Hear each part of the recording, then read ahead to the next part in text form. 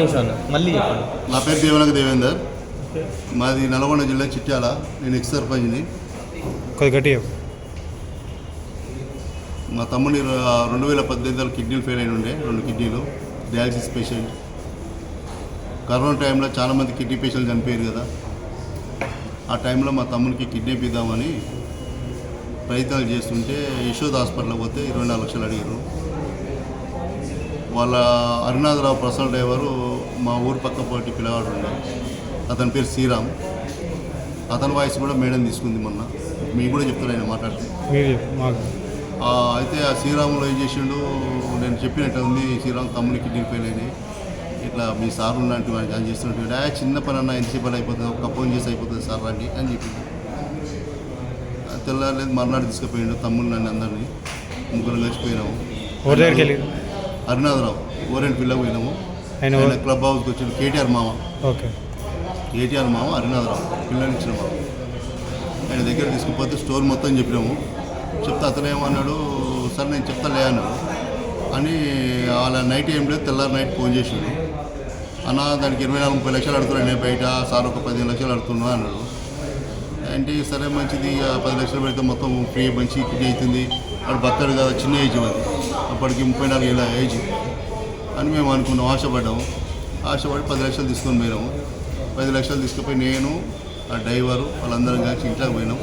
ఎక్కడ పోయినా కూడా ఒకసారి దెబ్బ తాకింది. 16లా వీడియో తీసింది కదా, సెల్ ఫోన్ అన్నీ పక్కన పెట్టి లోపల తీసుకుపోతుంది ద్వారా. తీసుకుపోయి 10 లక్షలు తీసుకొని నేను చెప్తాను తర్వాత సరే ఆయన వచ్చిండు. టైం ఉంటుంది కదా, ఏకదమ్లో దొక్కే కిడ్నీలు కూడా. వచ్చినాక 3 రోజుల తర్వాత మళ్ళీ ఫోన్ చేసిండు. కొంచెం అర్జెంట్గా నువ్వు ఒకసారి ఇంటికి రా, మీ మేడాన్ని తీసుకుని అని చెప్పిండు. అంటే ఎందుకని అన్న అంటే నువ్వు ఒకసారి వచ్చిపో అంటే మళ్ళీ నేను పోయినట్టు పని పోతే మేము పోయినట్టు పోగానే ఏమన్నాడంటే, దేవేందర్ నీకు గవర్నర్ కోట్ల ఎమ్మెల్సీ ఇద్దాం అనుకుంటున్నాయా నీకు అన్నాడు. అంటే నేనేమన్నా నాకెట్లా వస్తుంది రాదు, పార్టీ చాలామంది మీరు ఉన్నారు, అడగాక నేను బీఆర్ఎస్ పార్టీ కాదు కదా, నేను పని చేయలేదు కదా, నాకు ఎట్లా వస్తుందని నేను అన్నా. పిచ్చోడా నేను ఎవరు అనుకుంటావు, నేను ఎవరి సీఎం అని మమ్మల్ని మభ్యపెట్టింది మాటలతో. మభ్యపెట్టి మా దగ్గర డబ్బులు లేవని చెప్పినాము. బాగా ఆయన మైండ్ వాష్ చేసింది మాది. చేస్తే ఒక 2 రోజులు ఆలోచిస్తున్నారని చెప్పినాము. ఎంత అవుతుందంటే 5 నుంచి 6 కోట్లు, కానీ నీకు 5 కోట్లకు వేపిస్తాను అని చెప్పిండు. బయట 30 కోట్లు ఉంది, 20 కోట్లు ఉంది తీసుకుంటారు, ఎందుకో నీకు ఇప్పియాలని ఉంది నాకు అని చెప్పిండు.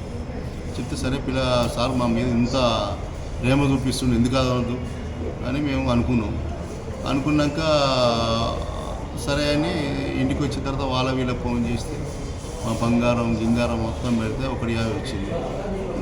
అన్నీ అప్పిసొప్పాయి. మా దగ్గర నెట్ క్యాష్ వేయలేదు, మేము ఏదో ఐటీలు బోటింగ్ అయితే డబ్బులు వేయలేము.